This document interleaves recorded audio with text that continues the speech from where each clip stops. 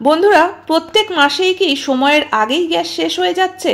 তাহলে আজকের ভিডিওটা কিন্তু তোমাদের জন্য খুবই গুরুত্বপূর্ণ। এই টিপস কটা যদি আমরা জানতে পারি তাহলে কিন্তু একটা গ্যাস চলবে মাসের পর মাস। এছাড়াও আজকের ভিডিওতে রয়েছে বেশ কিছু সাংসারিক টিপস, যেগুলো তোমাদের প্রত্যেক দিনের কাজকে অনেকটাই সহজ করে দেবে। এই ধরনের টিপস পেতে চ্যানেলটিকে সাবস্ক্রাইব করে নিতে একদমই ভুলো না। নমস্কার বন্ধুরা, মৌস প্যাশনে তোমাদের সকলকে স্বাগত জানাই। তো চলো আজকের প্রথম টিপস দেখে নেওয়া যাক। কুমড়ো কিন্তু আমরা অনেকেই ভাজা খেতে ভালোবাসি, এছাড়াও অনেক সময় আমরা পুঁইশাকের মধ্যে দিই বা আলাদা করে হয়তো কুমড়োর তরকারি করি। তো আমরা একসঙ্গে অনেক সময় কি করি, বেশি করে একটু কুমড়ো কিনে এনে রেখে দিই। তবে একটা সমস্যা হয়ে যায়, দেখবে যে কুমড়োটা যদি আমরা 2 থেকে 3 দিন রাখি তাতেই কিন্তু দেখা যায় যে পুরো কুমড়োটা আমরা আর ব্যবহার করতে পারি না, বেশ কিছুটা অংশ নষ্ট হয়ে যায়। আর নষ্টটা শুরু হয় কিন্তু কুমড়োর ঠিক এই মাঝখান থেকে, যেখানে দানাটা রয়েছে। কুমড়োটা যদি 5 থেকে 7 দিন পর্যন্ত তোমরা রেখে খেতে চাও তাহলে কিন্তু এই কাজটা করতে হবে। দেখো, একটা চামচ নিয়ে নিয়েছি, আর এই চামচটা দিয়েই কুমড়োর এই যে বুকের কাছে যে একটা জালি জালি ভাব থাকে বা তার মধ্যে এই যে দানাগুলো থাকে, পুরো অংশটাকেই কিন্তু চামচ দিয়ে কেটে বের করে নিতে হবে। চাইলে তোমরা এটা ফেলেও দিতে পারো বা আলাদা কোনো পাত্রে রেখেও দিতে পারো। দানাগুলো বের করে কুমড়োর যে অংশটা রয়েছে জালি জালি মতো, সেটা কিন্তু রান্নাতে দিতেও পারো। তবে অবশ্যই কুমড়ো আর এই কুমড়োর ভিতরের যে অংশটা আলাদা করে রাখতে হবে, তবেই কিন্তু কুমড়োটা 5 থেকে 7 দিন পর্যন্ত বা তারও বেশি কিন্তু ভালো রাখা যাবে। তবে 2-1 দিন পর পর কিন্তু কুমড়োটাকে একটু রোদেও দিতে পারো, তাতে করে কিন্তু কুমড়ো আর নষ্ট হবে না। তো পরবর্তী টিপস দেখে নেওয়া যাক। বন্ধুরা, এখানে দেখো আমি একটা কৌটো নিয়ে নিয়েছি। আমাদের প্রত্যেকের রান্নাঘরেই কিন্তু এরকম প্লাস্টিকের নানা ধরনের কৌটো থাকে, আর অনেক দিন ধরে ব্যবহার করতে করতে যখন পুরনো হয়ে যায়, দেখবে যে কৌটোর ঢাকনার প্যাচটা কিন্তু কেটে যায়।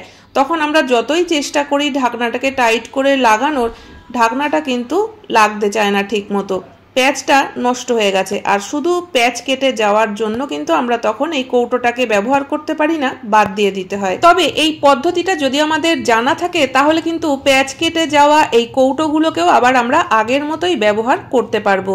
তো তার জন্য দেখো, এখানে আমি একটা সরু সেলোটেপ নিয়ে নিয়েছি, আর এবার কৌটোর ঠিক মুখের দিক থেকে দেখো এইভাবে করে আমি সেলোটেপটাকে পুরোটা ঘুরিয়ে লাগিয়ে দেবো। তো এইভাবে করে পুরো মুখটায় যদি একবার বা দুবার এই সেলোটেপ পেঁচিয়ে নিতে পারি তাহলে করেই কিন্তু দেখবে যে এই কৌটোগুলো আবার আমরা আগের মতো ব্যবহার করতে পারবো। তো আমি 1.5 প্যাচ মতো দিয়ে নিয়েছি, আর তারপরে দেখো ঢাকনাটা লাগিয়ে তোমাদেরকে দেখাচ্ছি। ঢাকনা কিন্তু এখন সুন্দরভাবে লেগে গেছে, এখন কিন্তু আর প্যাচ কেটে যাওয়ার যে সমস্যা সেটা কিন্তু আর হচ্ছে না। তো পরবর্তী টিপস দেখে নেওয়া যাক। রান্নাবান্না করার সময় মাঝে মধ্যে আমরা একটা সমস্যায় পড়ে যাই, আর সেই সমস্যাটা কি বলতো, এই যে গ্যাস বার্নারের সাইড থেকে ফ্লেমটা বেরিয়ে যায়। এতে করে কিন্তু আমাদের গ্যাসের অনেকটাই অপচয় হয়, কিন্তু আমরা হয়তো সেটা বুঝতে পারি না। তো এইভাবেই করে কিন্তু আমরা রান্নাবান্না করতে থাকি, আর সাইড থেকে দেখা যায় প্রচুর পরিমাণে এইভাবে কিন্তু প্রত্যেক দিন গ্যাস বেরোতে থাকে। আর যদি আমরা কোনো সারাই করার লোক ডাকি তাহলে কিন্তু একসঙ্গে বেশ অনেকগুলো টাকা খরচাও হয়ে যাবে এর পেছনে। তো কোনো রকম লোক না ডেকে পয়সা খরচা না করে আমরা ঘরোয়া পদ্ধতিতে কিন্তু জিনিসটা ঠিক করে নিতে পারি। তো তার জন্য দেখো এখানে নিয়ে নিতে হবে কোলগেট। তো এরকমভাবে কোলগেটটা কিন্তু নিয়ে এরপরে দেখো বার্নারের একদম সাইড বরাবর এইভাবে করে একটু একটু করে লাগিয়ে নিতে হবে। লাগানোর সময় অবশ্যই খেয়াল রাখতে হবে যে ছিদ্রগুলোর মধ্যে কোনোভাবেও যেন লেগে না যায়, কারণ যদি পেস্টটা ছিদ্রর মধ্যে লেগে যায় তাহলে কিন্তু দেখবে আবার ফ্লেমটা ঠিক মতো বেরোবে না। আর যদি ভুলবশত লেগেও যায় তাহলে কিন্তু অবশ্যই সেই ছিদ্রটাকে ভালোভাবে পরিষ্কার করে নিতে হবে। তো এই কাজটা করার সময় একটু সাবধানে কিন্তু করতে হবে। তো দেখো আমি বার্নারের চারিপাশে লাগিয়ে দিলাম, আর এবার যেখানটায় আমরা এই বার্নারটাকে বসাই ঠিক তার চারিপাশ দিয়েও কিন্তু আবার এই কোলগেটটাকে লাগিয়ে দিতে হবে। তো এইভাবে করে লাগিয়ে নেওয়ার পর তারপরে আমরা বার্নারটা এর উপরে বসিয়ে দেবো। বার্নারটা বসানোর পরেও দেখবে যে চারিপাশ থেকে কিছুটা পেস্ট বেরিয়ে আসছে। তো এক্সট্রা যে পেস্টটুকু বেরিয়ে আসবে সেটুকু কিন্তু পরিষ্কার করে দিতে হবে। তো এইভাবে লাগিয়ে দেওয়ার পর আমরা অন্তত 5-7 মিনিট অপেক্ষা করব। এই সময় কিন্তু আমরা এই বার্নারটাকে আর জ্বালাবো না। তো 5-7 মিনিট পর তারপরে যখন গ্যাসটা ধরাবে তখন কিন্তু দেখবে যে এক্সট্রা যে গ্যাসটা বা ফ্লেমটা সাইড থেকে বেরিয়ে যাচ্ছিল এরকম সমস্যা আর হচ্ছে না।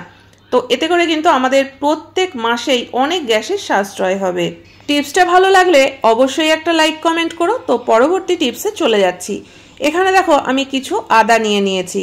আদা কিন্তু আমাদের প্রায় প্রত্যেক রান্নাতেই দিতে হয়, তো সেই কারণে আমরা যখন বাজার থেকে আনি একসঙ্গে হয়তো বেশি পরিমাণেই নিয়ে আসি, বা অনেক সময় দেখবে বাজারে আদার দাম একটু কম থাকে, তো সেই কারণে আমরা বেশি পরিমাণে কিনে এনে রাখি।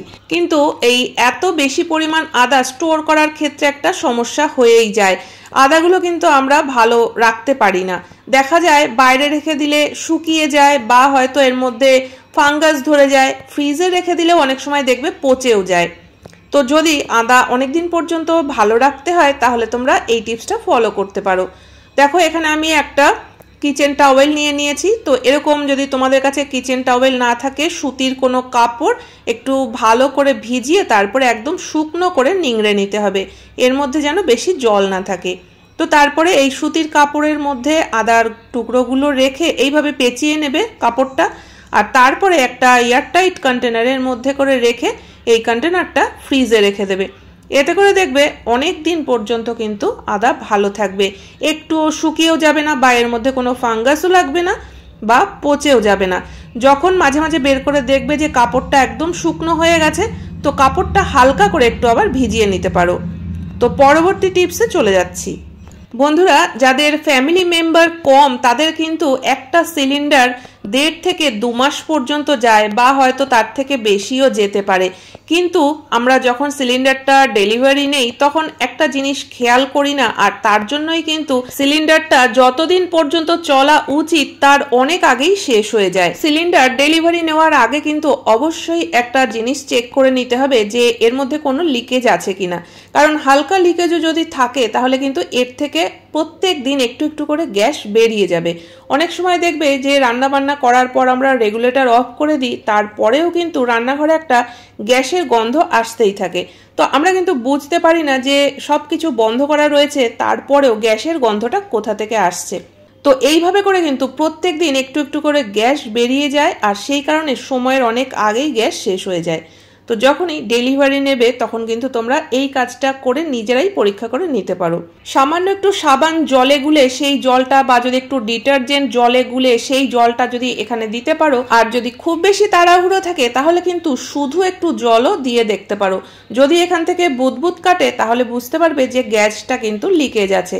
আর যদি এরকম থাকে, দেখতেই পাচ্ছ এখানে কোনো বুদবুদি কাটছে না, তার মানে কিন্তু সিলিন্ডারটা ঠিক আছে, এটা নিলে আর কোনো সমস্যা নেই।